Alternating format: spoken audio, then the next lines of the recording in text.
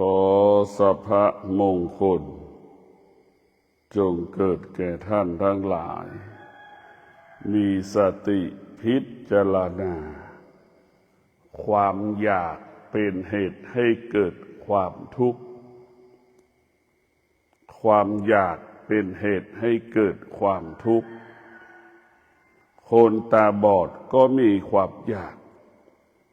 คนหูหนวกก็มีความอยากคนพิการก็มีความอยากท่านทั้งหลายความอยากมันมีตัวมีตนดังคนหิวข้าวก็คิดถึงอาหารแต่ละชนิดแต่ละอย่างนั่นแหละความอยากมีตัวมีตนเมื่อความอยากมันหายความอยากนั้นไม่มีตัวไม่มีตนพวกเราทั้งหลายลำบากเพราะความอยากประสบปัญหาต่างๆก็เพราะความอยากเป็นเหตุให้เกิดปัญหาต่างๆความอยากทั้งหลายต้องพึ่งพาอาศัยตาหูจมูกลิ้นกายใจความอยากทั้งหลายพึ่งพาอาศัยตาหูจมูกลิ้นกายใจความอยากไปต้องอาศัยตาอาศัยหูอาศัยจมูกลิ้นกายใจพวกเราทั้งหลายเราพิจารณาดูคนตาบอดเขาก็มีความอยากคนปกติอย่างเราก็มีความอยากแต่คนตาบอดมันมีความอยากแต่ไม่สามารถตอบสนองความอยากได้ทันทีไอ้เราเองมีความอยากเนี่ยตอบสนองความอยากทันทีเพราะฉะนั้นพวกเราทั้งหลายเราจะมีสติพิจารณาลดความอยากละความอยากเหมือนผู้ที่มาปฏิบัติธรรมทางสายเอกลดความอยากละความอยากมันมีความอยากอยู่แต่เราไม่ตอบสนองความอยากหากเราอยู่บ้านเราก็มีความอยากอยู่แต่เราตอบสนองความอยากมันแตกต่างกันพวกเราทั้งหลายความอยากเนี่ยมันเป็นเหตุให้เกิดความทุกข์ทั้งสิ้นความอยากทั้งหลายเป็นเหตุให้เกิดความทุกข์เราจำเป็นต้องมีสติพิจารณาที่จะหยุดยั้งความอยากยับยั้งความอยากความอยากจะอ่อนแอลงได้ความอยากจะสลายไปได้เมื่อเรามีความอดทนเมื่อเรามีวิริยะภาคเพียรความอยากจะหายไปเหลือน้อยลงน้อยลงจนถึงที่สุดความอยากก็อ่อนกำลังลงจนถึงที่สุดความอยากก็หายไปดั่งน้ำแข็งเป็นก้อนละลายกลายเป็นน้ำน้ำก็ระเหยแห้งกลายเป็นไอน้ำให้เป็นเช่นนั้นในพวกเราทั้งหลายความอยากนั้นความอยากตั้งแต่หิวข้าวก็เป็นความอยากอยากได้เสื้อใหม่ก็มีความอยาก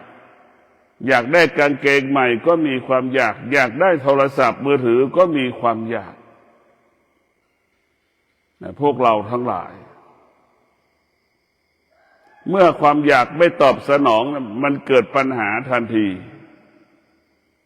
พวกเราทั้งหลายสัตว์นานาชนิดเขาก็มีความอยากดั่งมนุษย์มนุษย์ก็มีความอยากดั่งสัตว์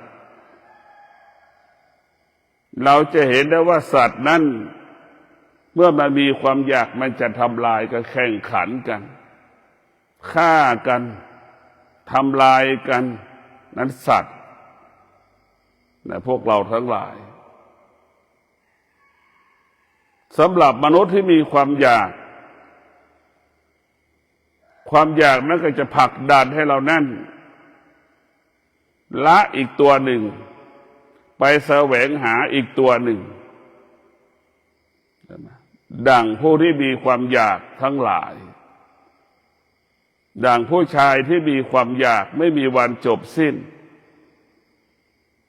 ความอยากก็หมายถึงตัณหาเป็นความอยากที่รุนแรงที่สุดในโลกความอยากทั้งหลายคือราคะเป็นความอยากที่รุนแรงที่สุดในโลกความอยากที่เกิดจากตัณหาความอยากที่เกิดจากราคะไม่แตกต่างจากเปลวเพลิงหรือไฟที่มันเผาไหม้เหมือนโรงกลั่นน้ำมันของอิหร่านถูกระเบิดนะความอยากมันรุนแรงแบบไฟที่มันไหม้คิดถึงไฟที่มันไหม้ตึกคิดถึงไฟที่มันไหม้ตึกพิจารณาดูว่ามันรุนแรงขนาดไหนความอยากก็เป็นเช่นนั้นแหละรุนแรงมากความอยากไม่มีตัวไม่มีตนแต่ความอยากมีอานุภาพรุนแรงทำลายทุกสิ่งทุกอย่างเหมือนดังประเทศอิสราเอลมีความอยากเห็นไหมก็ถล่มทลายประเทศอิหร่านก็มีความอยากถล่มทลายประเทศอิสราเอลความอยากทั้งสิ้นความอยากจึงสร้างความวุ่นวายความอยากจึงสร้างภาระสร้างปัญหาบ่อนทำลายชีวิตบ่อนทำลายเศรษฐกิจบ่อนทำลายครอบครัวบ่อนทำลายชีวิตอนาคตทั้งสิ้นในพวกเราทั้งหลายเราจะเห็นได้ว่าตึกสตง.มันถล่มก็เพราะความอยากนั่นแหละเบิ่นจะเกิดคำว่าคอร์รัปชันความอยากเป็นผู้ทำลายความมั่นคงความอยากเป็นผู้ทำลายมาตรฐานถ้าความอยากจึงทำลายการเป็นมนุษย์ความอยากจึงทำลายการเป็นสมณะนักบวชพวกเราทั้งหลายความอยากมันจะเปลี่ยนแปลงชีวิตเราให้เราตกต่ำลำบากเนี่ยความอยากจะเปลี่ยนแปลงชีวิตเราให้เรามันตกต่ำลำบากให้เราประสบแต่ปัญหาความอยากมาได้แก่ราคะก็ดีตัณหาก็ดีมันเป็นความอยากที่รุนแรงมันเกิดขึ้นในจิตใจมนุษย์และสัตว์แล้วมันหยุดยั้งไม่ได้มันเหมือนไฟไหม้เหมือนไฟไหม้ตึกนั่นแหละเหมือนไฟไหม้โรงงานนั่นแหละเหมือนไฟไหม้บ่อน้ำมันนั่นแหละพวกเราทั้งหลายเหมือนไฟไหม้โรงกลั่นน้ำมันนั่นแหละมันรุนแรงขนาดไหนมันเผาเราหมดทุกอย่างเหมือนดั่งพระเจ้าอเล็กซานเดอร์มีความอยากเห็นรูปร่างหน้าตาคีโอพัตตราอเล็กซานเดอร์พระเจ้าอเล็กซานเดอร์กษัตริย์ก็มีความอยากความต้องการอยากได้นางคีโอพัตตรามาเป็นคู่ครองยอมทุกอย่างสละทุกอย่างแม้กระทั่งความยิ่งใหญ่ก็ยังสลัดเพราะฉะนั้นความอยากนั้นมันทำลายมันไม่ได้สร้างสรรค์ความอยากเป็นอวิชชามันจะทำลายทุกสิ่งทุกอย่างความอยากเหมือนจุลินทรีย์มันจะย่อยสลายหมดมันจะทำลายความดีงามทำลายการเป็นมนุษย์ทำลายการเป็นสัตว์ความอยากมันทำลายเห็นได้สัตว์ที่มันมีความอยากเอาค้อนเอาหัวมาทุบกันเห็นไหมเขามีที่หัวเอาทุบกันรุนแรงมันมีความอยากอย่างวัวควายช้างม้าหมาทั้งหลายที่มีความอยากมันเกิดคำว่ารุนแรงเพราะฉะนั้นพวกเราทั้งหลายสิ่งเหล่านี้ความอยากมันเป็นธรรมชาติธรรมะของพระพุทธเจ้านี่แหละจะมาหยุดธรรมชาติจะมาควบคุมธรรมชาติ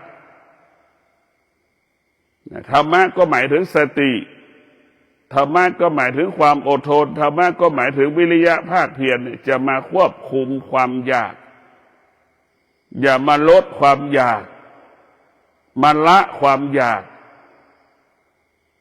จนถึงที่สุดความอยากก็อ่อนแอที่สุดความอยากก็สลายไปในที่สุดเหมือนน้ำในถ้วยมันก็แห้งระเหย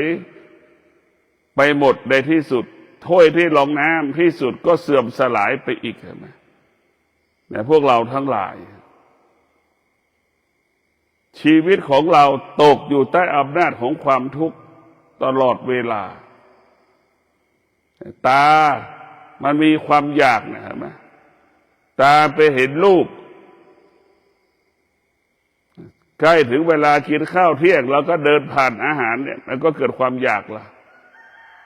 ตายังไม่เห็นแค่สัมผัสกับกลิ่นอาหารน่ะมันก็ทำให้เราจิตเราสะเทือนหวั่นไหวกับกลิ่นนั้นได้พวกเราทั้งหลายตาเห็นรูปก็ทำให้จิตเราสะเทือนหวั่นไหวได้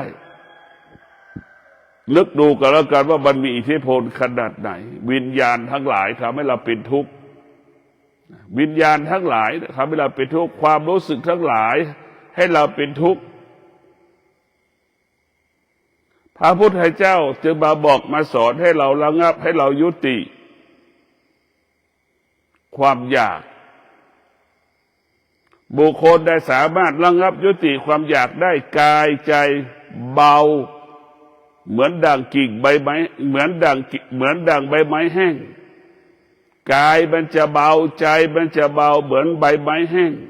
ในพวกเราทั้งหลายเมื่อเราละความอยากได้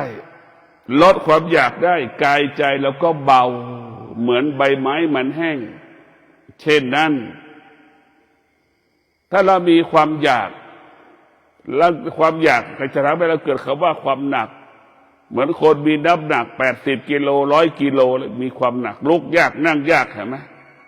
มันสภาพอยู่ก็ลำบากลุกจะนั่งจะเดินลำบากไปหมดความอยากทำให้เกิดคำว่าลำบากเราถึงลำบากไหมเราพวกเราทั้งหลายความอยากจึงเป็นเหตุให้เกิดความทุกข์ความทุกข์ทั้งหลายก็เกิดจากโรคภัยไข้เจ็บอีกความอยากเกิดจากโรคภัยไข้เจ็บเห็นไหมเป็นเหตุให้เกิดโรคภัยไข้เจ็บความอยากทั้งหลายดังเรากินอาหารทุกวันที่นี่อาหารจึงเป็นบ่อเกิดแห่งโรคสารพัดโรคในพวกเราทั้งหลายเนี่ยทุกวันนี้แหละความอยากจึงเป็นเหตุให้เกิดคำว่าโรคภัยไข้เจ็บความอยากจึงทำให้เราแก่เจ็บตายก่อนเวลากำหนดความอยากจึงเป็นเหตุให้เกิดก่อนเวลากำหนดแก่ก่อนเวลากำหนดเจ็บก่อนเวลากำหนดตายก่อนเวลากำหนดพวกเราทั้งหลายดังมีท้องไม่พร้อมที่จะท้องแล้วไม่พร้อมที่จะเลี้ยงลูกนั่นแหละพวกเราทั้งหลายมันเกิดจากความอยากทั้งสิ้นความอยากคือความไม่รู้ความไม่รู้มันจึงกินทุกสิ่งทุกอย่างก็เห็นอยู่ว่าโลกคนที่เป็นอัมพฤกษ์อัมพาตสาเหตุที่เป็นอัมพฤกษ์อัมพาตก็เพราะกินน้ำมันมันมากหัวใจตีบตันเส้นเลือดตีบตันก็เพราะกินน้ำมันมากพวกเราทั้งหลายเป็นโรคหัวใจก็เพราะเรากินน้ำมันมากแต่พวกเราทั้งหลายพิจารณาดูนี่แหละคือความอยากมันจึงเกิดให้เกิดโรคภัยไข้เจ็บมันจึงเป็นโรคสารพัดโรคมะเร็งใช่ไหมเพราะฉะนั้นทุกอย่างทั้งหลายเนี่ยความอยากเป็นพาหนะนำมาซึ่งโรคสารพัดโรคที่มันเกิดขึ้นในร่างกายของเราเบาหวานเนี่ยก็คือเกิดจากความอยากใช่ไหมพวกเราทั้งหลายความเบาหวานนี่เกิดจากความอยากกินสิ่งที่มันเป็นโทษต่อร่างกายพวกเราต้องกลับพิจารณาธรรมะของพระพุทธเจ้าว่าด้วยการจัดการชีวิตของเราให้มันเป็นปกติ ธรรมะของพระพุทธเจ้าก็เหมือนวิชาสุขะนั่นแหละว่าด้วยเรื่องการปฏิบัติตนดำรงตนสุขภาพเราจะดีกินแบบไหนนอนแบบไหนอยู่แบบไหนธรรมะมันก็จะบอกให้เราหมดเพราะฉะนั้นธรรมะคือสติเรามีสติรู้คนเป็นอัมพฤกษ์อัมพาตกินน้ำมันมากอย่างเงี้ยเราก็จะงดกินน้ำมันกินหมูจุ่มอย่างเงี้ยเราก็งดกินหมูจุ่มมันมีน้ำมันเยอะหมาล่าอย่างเงี้ยเราก็งดกินหมาล่าอะไรที่เป็นน้ำมันเรางดให้หมดความเสี่ยงโรคนั้นก็จะไม่เกิดสาเหตุที่เกิดโรคมันก็จะไม่เกิดถ้าเรางดกินน้ำมันงดกินอาหารที่มีเคมีทั้งหมดทั้งสิ้นต้องทำอาหารด้วยตัวเราเองแต่พวกเราทั้งหลายเราต้องกลับมาปฏิรูปพึ่งพาตนเองอาศัยตนเองเป็นสิ่งที่ดีที่สุดเวลานี้90%เราไปพึ่งพาสิ่งอื่นๆหมดเราไปพึ่งพาสิ่งอื่นๆเช่นเราไปซื้อผักในตลาดก็เลือกเอาผักที่มันสวยมันงามเห็นไหมสิ่งเหล่านี้มันประกอบไปด้วยเคมีพิษสารพิษทั้งสิ้นมาทำให้เราเกิดความอยากพวกเราทั้งหลายเรารู้แล้วว่าชีวิตของเราอนาคตของเรานี่ความอยากเป็นผู้ทำลายเราเห็นไหมชีวิตเราเหมือนตึกหนึ่งหลังเหมือนตึกสตง.นั่นแหละตึกเป็นตึกสตง.ชีวิตเราอนาคตของเราเนี่ยพอความอยากมันเกิดเห็นไหมความอยากมันเกิดไม่มีที่สิ้นสุดจนถึงที่สุดตึกสตง.ถล่มก็เพราะความอยากขี้โกงคอร์รัปชันเกิดขึ้นแต่พวกเราทั้งหลายเรียกว่าคนที่มีธรรมะเนี่ยก็จะลดละความอยากได้ง่ายคนที่ไม่มีธรรมะคิดถึงแต่เงินคิดถึงแต่เงินคิดถึงแต่เงินเอาเงินมาเป็นใหญ่คิดว่าเงินมีความสำคัญพวกเราทั้งหลายเงินนั้นมีความสำคัญกับชีวิตพอประมาณทุกวันนี้เงินมันมีความสำคัญต่อชีวิตของเราเกินความเป็นจริงเกินความเป็นจริงในความอยากจึงเป็นเหตุให้เราสะสมสั่งสมเหมือนเราสะสมปัจจัยสี่เหมือนเราสะสมเครื่องอุปโภคบริโภคเครื่องอำนวยความสะดวกเต็มไปหมดในบ้านหนึ่งหลังใช่ไหมท่านทั้งหลายนั่นคือความอยากทั้งสิ้น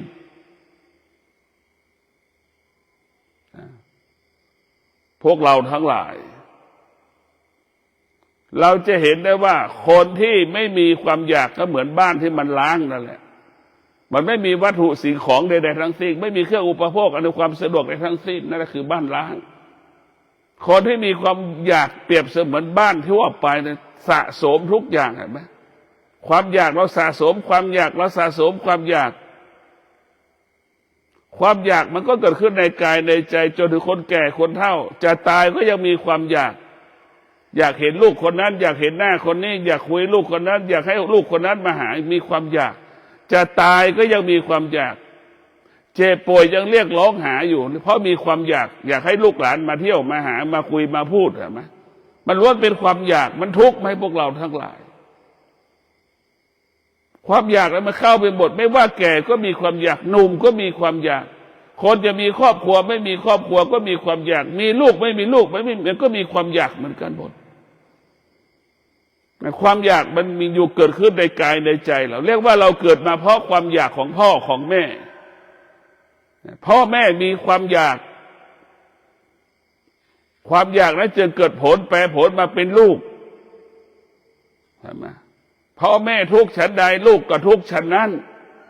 พ่อแม่ประสบปัญหาฉันใดลูกก็ประสบปัญหาฉันนั้นพ่อแม่มีความอยากฉันใดลูกเมื่อเติบใหญ่ก็มีความอยากฉันนั้นแหละมันก็เป็นเช่นนี้เป็นแบบนี้ของมัน ด่างคำว่าสิ่งนี้เกิดสิ่งนี้จึงเกิดสิ่งนี้มีสิ่งนี้จึงมีมันเป็นแบบนั้นมาถึงเป็นแบบนี้พวกเราทั้งหลายถ้าตลับใดชีวิตเราเวียนว่ายตายเกิดอยู่กับความอยากเนี่ยชีวิตเราจะเป็นทุกข์ตลอดเวลาเราต้องกลับมาพิจารณาว่าชีวิตของเราจะไม่สะสมความอยากให้เกิดขึ้นในจิตใจเราจะไม่สะสมความอยากให้เกิดขึ้นในกายเหมือนพระธุดงค์มีแต่จีวร1 ผืนเห็นไหมมีแต่ผ้าสบง1 ผืนเห็นไหมมีแต่ผ้าลังสะมีแต่บาตรชีวิตที่แท้จริงเราคงเป็นเช่นนั้นแหละชีวิตแท้จริงคนเป็นเช่นนั้นแต่ทุกวันนี้เราสะสมความอยากนะความอยากมันเหมือนต้นไม้ที่เราปลูกมันก็เติบโตเติบใหญ่เติบโตเติบใหญ่มีกิ่งมีก้านมีสาขามาออกดอกออกผลมีลูกมีหลานมีเชื้อเป็นขยายพันธุ์มันไม่จบความอยากมันเกิดขึ้นเมื่อเป็นล้านปีแล้วมันขยายผลมาถึงทุกวันนี้มันก็แพร่ความอยากมาถึงทุกวันนี้เห็นไหมไม่มีวันจบสิ้นพระพุทธเจ้าจึงเห็นว่าความอยากเป็นทุกข์ความอยากเป็นเหตุให้เกิดความทุกข์เราตายเพราะความอยากเราเจ็บเพราะความอยากเราป่วยเพราะความอยากนี่แหละเราจะกลับมามีสติใช้ความระงับและมีสติมีสัจจะวิริยะขันติที่จะแก้ความอยากให้หมดสิ้นจากชีวิตเราไปเราจะมีสติสัจจะวิริยะขันติเรารู้ว่าความอยากมันเกิดจากหูความอยากมันเกิดจากตาความอยากเกิดจากจมูกความอยากเกิดจากลิ้นความอยากเกิดจากกัดจากกายความอยากเกิดจากจิตเรียกว่ารูปรสกลิ่นเสียงเป็นต้นเหตุให้เกิดความอยากรูปรสกลิ่นเสียงกายของเราจิตของเราความรู้สึกของเราเป็นเหตุของความอยากเราจะมามีสติหมายความว่าหูของเราจะไม่ให้มันเกิดความอยากตาของเราจะหยุดให้มันไม่ให้มันมีความอยากเราจะต้องพิจารณาหยุดความอยากที่มาอาศัยตาหูจมูกลิ้นกายใจของเราจะต้องมาพัฒนาตาของเราหูของเราจมูกของเราลิ้นของเราเนี่ยให้มันเป็นผู้รู้ตาเป็นผู้รู้ตาเห็นรูปตาก็ไม่หลงในรูปเห็นวัตถุสิ่งของใดๆก็ไม่หลงในวัตถุสิ่งของนั้นดังตาเห็นรูปตาก็จะมีความรู้สึกว่าเสื้อผ้าที่เราเห็นเสื้อผ้าอยากได้เนี่ยตาก็จะมีสติว่าเสื้อทุกตัวใส่เพื่อปกปิดร่างกายกันร้อนกันหนาวตามันก็รู้ว่าเสื้อในบ้านยังมีอยู่มันจะไม่ซื้อตามีสติตามีผู้รู้มันจะไม่ซื้อเสื้อซื้อผ้าเห็นไหมมันจะไม่ซื้อกางเกงวัตถุสิ่งของวัตถุคฤภัณฑ์ต่างๆที่มีอยู่ในบ้านเมื่อตาไปสถานที่ต่างๆเห็นวัตถุคฤภัณฑ์ต่างๆอยากได้ตาก็มีสติอีกก็จะไม่ซื้อวัตถุสิ่งของคฤภัณฑ์ต่างๆเข้ามาในบ้านเพราะบ้านก็ยังมีอยู่ของในบ้านก็ใช้ได้อยู่อย่างนี้นี่แหละคือตาผู้รู้มันก็จะหยุดความอยากเราได้ลดความอยากเราได้หูก็เป็นเช่นนั้นลิ้นก็เป็นเช่นนั้นจมูกก็เป็นเช่นนั้นกายก็เป็นเช่นนั้นเมื่อตาหูจมูกลิ้นกายใจเป็นผู้รู้เมื่อไหร่เนี่ยมันจะลดความอยากละความอยากดังเรากินข้าวกินให้อิ่มอย่างเงี้ยมันจะคิดว่ากินให้อิ่มกินให้อิ่มมันจะรู้ว่ากินให้อิ่มเท่านั้นพวกเราทั้งหลายมันไม่ได้กินเพื่ออร่อยเราจะต้องฝึกจิตให้จิตเรานั้นมีปัญญาถ้าจิตเรามีปัญญาเมื่อไหร่พวกเราทั้งหลายเราจะรู้ความจริงเห็นความจริงเราก็ละความจริงถ้าตลับใดเรายังไม่จิตเรายังไม่เกิดปัญญาจิตเรายังไม่มีปัญญาเนี่ยเราก็อยู่ในที่มืดไม่รู้อย่างเดียวเท่านั้นแหละมีแต่คำว่าไม่รู้มีแต่คำว่าไม่รู้อยู่กับสิ่งที่ไม่รู้อยู่กับความไม่เป็นจริง เช่นเราอยู่ในร่างกายของเราเนี่ยร่างกายของเราก็ไม่ใช่ความจริงมันเปลี่ยนแปลงตลอดแก่ทุกวันเจ็บทุกวันป่วยทุกวันไหนพวกเราทั้งหลายแก่ทุกวันเจ็บทุกวันป่วยทุกวันร่างกายของเรามันก็ไม่เที่ยงมันก็ไม่เที่ยง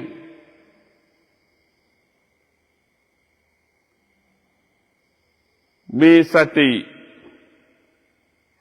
หยุดความอยากที่มันอาศัยตาหูจมูกลิ้นกายใจเราจะหยุดความอยากได้โดยใช้สติปัญญาหยุดละความอยากได้เราต้องอาศัยสติกับปัญญาละความอยากเรามีสติที่จะปลดเปลื้องความอยาก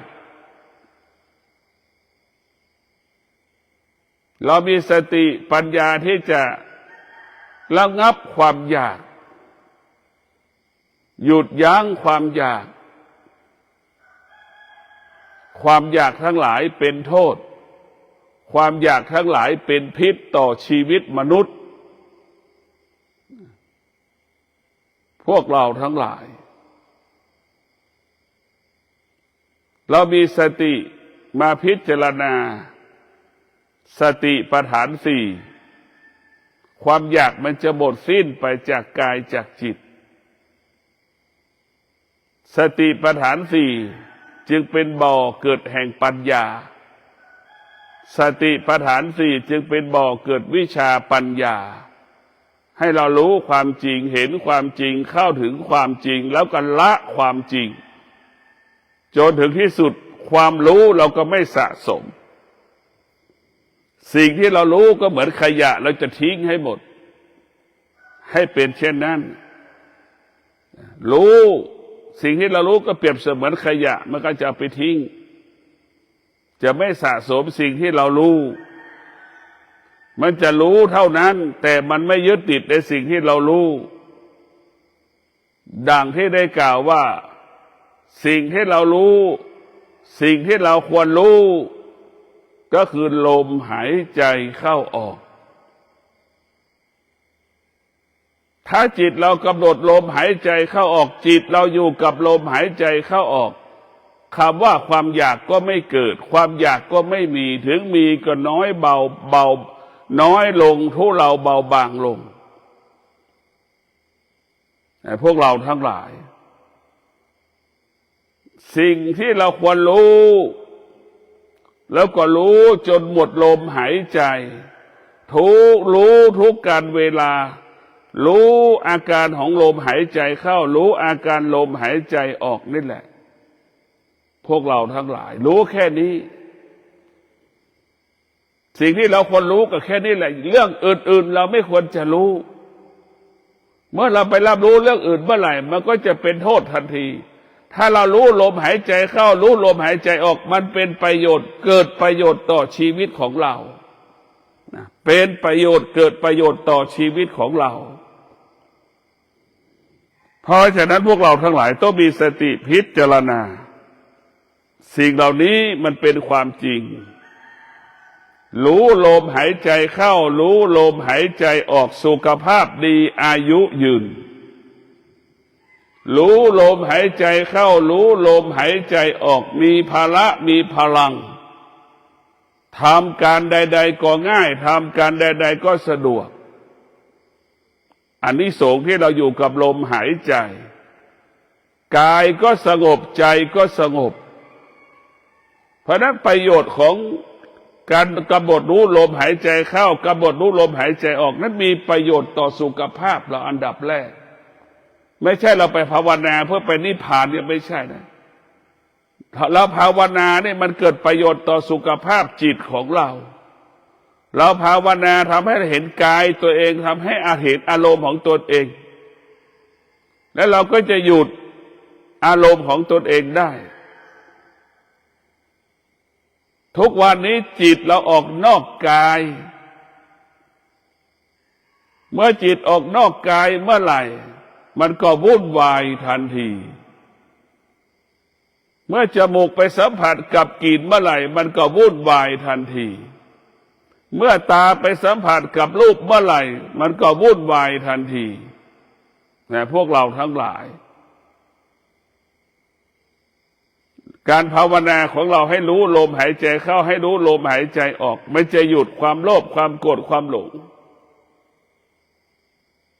จะละความโลภความโกรธความหลงเราจะอยู่กับลมหายใจเข้าในพวกเราทั้งหลายความโลภความโกรธความหลงมันมาไม่ได้มันเข้าไม่ถึงชีวิตเราไม่เข้าถึงจิตใจของเราความโลภความโกรธความหลงมันก็เป็นเชื้อโรคการนั่งสมาธิก็เหมือนเรามีวัคซีนป้องกันเชื้อโรคสายพันธุ์ A สายพันธุ์ B นั่นแหละเราฉีดยาโควิดก็ป้องกันการติดเชื้อโควิดนั่นแหละคือการนั่งสธรรมะของพระพุทธเจ้าก็เปรียบเสมือนยาโอสถแต่พวกเราต้องพิจารณาเพราะชีวิตของเรานะมันหยุดไม่ได้โดยเฉพาะอายตนะของเราเนี่ยเรียกว่าเป็นประตูเป็นทางผ่านเป็นประตูและเป็นทางผ่านของความอยากเป็นเหตุให้เกิดความอยากมันเกิดขึ้นตลอดเวลาความอยากเห็นไหมเหมือนหญ้าเหมือนต้นไม้ที่บนอยู่บนภูเขานะความอยากก็เป็นเช่นนั้นแหละเห็นไหมฝนจะตกต้นไม้มันก็ออกหญ้ามันก็ออกบนภูเขามันจะแล้งหญ้าก็อยู่ได้ต้นไม้ก็อยู่ได้และดูหนาวต้นไม้อยู่ได้ทุกอย่างนั่นแหละพวกเราทั้งหลายชีวิตเราก็เป็นเช่นนั้นพึ่งพาตนเองอาศัยตนเองไม่ต้องไปอาศัยสิ่งอื่นๆนี่ถ้าเรามีความอยากเราไปอาศัยสิ่งอื่นๆน่ะดังแม่กับพ่ออาศัยกันจึงมีลูกสิ่งนี้เกิดสิ่งนี้จึงเกิดสิ่งนี้มีสิ่งนี้จึงมีเราเห็นไหมเมื่อแม่มีความอยากเมื่อแม่ไม่มีความอยากแม่ก็ไม่มีลูกพ่อไม่มีความอยากพ่อก็ไม่ต้องมีลูกความอยากก็คือความอยากของเราก็คือลูกนั่นแหละคือเป็นต้นตัวตนของความอยากอยากเห็นความอยากก็คือลูกนั่นแหละเป็นผลผลิตของความอยากเมื่อลูกออกมาแล้วก็รู้อย่างลูกคือผู้เบียดเบียนพ่อและแม่เห็นไหมความอยากก็มาเบียดเบียนพ่อแม่อีกลูกคือผู้เบียดเบียนพ่อแม่ขอเงินพ่อแม่ใช้พ่อแม่เลี้ยงลูกลำบากเพราะลูกเห็นไหมเราลำบากเพราะความอยากส่งผลเกิดผลเมื่อเรามีลูกเราก็ลำบากเพราะลูกอีกแหละความอยากที่แท้จริงก็คือเกิดจากลูกเราเนี่ยเป็นลูกก็คือตัวตนที่มีความอยากที่แท้จริงมันก็เบียดเบียนเราต่ออีกเบียดเบียนเราต่อเบียดเบียนเราต่อไม่มีวันจบสิ้นพวกเราทั้งหลายจากสิ่งที่ไม่มีตัวมีตนกับมีสิ่งที่มีตัวมีตนเราจะเห็นว่าตอนที่เราไม่มีความอยากนี่มันสงบใจมันสงบกายมันสงบกายมันก็นิ่งใจมันก็นิ่งกายมันก็เบาใจมันก็เบาตอนที่ไม่มีความอยากเห็นไหมใจเป็นอิสระกายเป็นอิสระตอนที่ความอยากไม่เกิดเมื่อความอยากมันเกิดเมื่อไหร่มันไม่มีอิสระในจิตเรามันถูกครอบงำถูกบังคับถูกบังคับตลอดเหมือนคนถูกปล้นถูกจี้เนี่ยเป็นอย่างนั้นแหละเราจะเห็นนะความอยากเหมือนคนปล้นร้านทองนั่นแหละความอยากนั่นแหละนั่นคือความอยากที่แท้จริงใช่ไหมมันมีพลังขนาดไหนตายก็ไม่กลัวก็ที่รู้อยู่ความเสี่ยงมันไปปล้นร้านทองมันก็ยังทำอยู่พวกเราทั้งหลายความอยากมันก็คิดเองเองมันก็เป็นจริงเฉพาะที่มันคิดเป็นความจริงเฉพาะคนที่มีความอยากนะคนที่ไม่มีความอยากเขาก็คิดอีกอย่างหนึ่งเนี่ยพวกเราทั้งหลายคนที่ขโมยทองคำร้านทองขโมยทองร้านทองเห็นไหมไม่มีคนไหนที่ขโมยทองแล้วไม่ถูกจับไม่มีในโลกเนี่ยพวกเราต้องพิจารณาว่าชีวิตของเรานั้นต้องพึ่งพาธรรมะคือสติ สติจะให้เราอยู่กับความจริงสติจะทำให้เราอยู่กับความจริงความคิดความรู้สึกให้เราอยู่กับธรรมชาติความคิดความรู้สึกให้เราอยู่กับธรรมชาติเมื่อเรามีสติให้เราอยู่เหนือธรรมชาติเช่นเรามีความอยากเราก็จะใช้สติหยุดยั้งความอยากเราจะใช้สติให้เท่าทานความอยากนะแต่ถ้าจิตของเรามันเกิดความอยากมันจะไปตอบสนองความอยากนั่นคือเป็นธรรมชาติเกิดความอยากก็ออกไปตอบสนองความอยากทันทีเหมือนเราผู้มาปฏิบัติธรรมเนี่ยไม่ตอบสนองความอยากไม่สามารถตอบสนองความอยากได้ความอยากมีเหมือนเดิมแต่ถ้าเราอยู่บ้านนั้นความอยากเราจะไปตอบสนองความอยากแต่พอเรามาอยู่วัดเรามีความอยากแต่ไม่ตอบสนองความอยากใช่ไหมเราไม่ได้ตอบสนองความอยากมันแตกต่างเรามาอยู่เรามาปฏิบัติธรรมเนี่ยเรามาลดความอยากละความอยากได้แค่1 คืน 1 วันก็ประเสริฐ3 คืน 3 วันก็ประเสริฐ7 วัน 7 คืนก็ประเสริฐพวกเราทั้งหลายเราละความอยากละความหวงละความห่วงเมื่อเราละได้ใจมันก็เบากายมันก็เบาดั่งใบไม้แห้งพวกเราทั้งหลายที่มีสติพิจารณาชีวิตของเรามันไม่มีอะไรแน่นอนความอยากเห็นไหมเห็นความอยากพวกเราอยากเห็นไหมเสือกินงัวน่ะคือความอยากเสือกินงัวไปกี่ตัวกินกระต่ายกินแพะกินแกะกินยีราฟช้างมันยังจะกินในเสือพวกเราทั้งหลายเนี่ยนึกดูเหมือนไอ้เข้น่ะความอยากมันรุนแรงขนาดไหนเหมือนจระเข้น่ะพวกเราด้วยความอยากมันรุนแรงเหมือนเสือที่กินงัวน่ะไม่มีวันจบสิ้นมันกินแล้วกินอีกความอยากมันเกิดตลอดใช่ไหมนั่นแหละคืออนุภาพของความอยากเราจะเห็นได้เมื่อความอยากเมื่อเสือกินวัวเรียบร้อยเห็นไหมกายเสือก็สงบใจเสือก็สงบนอนสบายหลับสบายเห็นไหมเราจะเห็นอาการของเสือที่กินอิ่มแล้วกับเสือที่มันหิวมันแตกต่างกันพวกเราทั้งหลายเรามีสติลดละความอยากเราจะระงับความอยากให้มันเบาลงทุเลาลงเหมือนเรามาอยู่วัดเนี่ยใส่ชุดขาวเห็นไหมเราก็ละความอยากสวยงามแหละเรากินข้าว2 มื้อ1 มื้อเนี่ยลดความอยากเห็นไหมไม่ตอบสนองความอยากนี่แหละ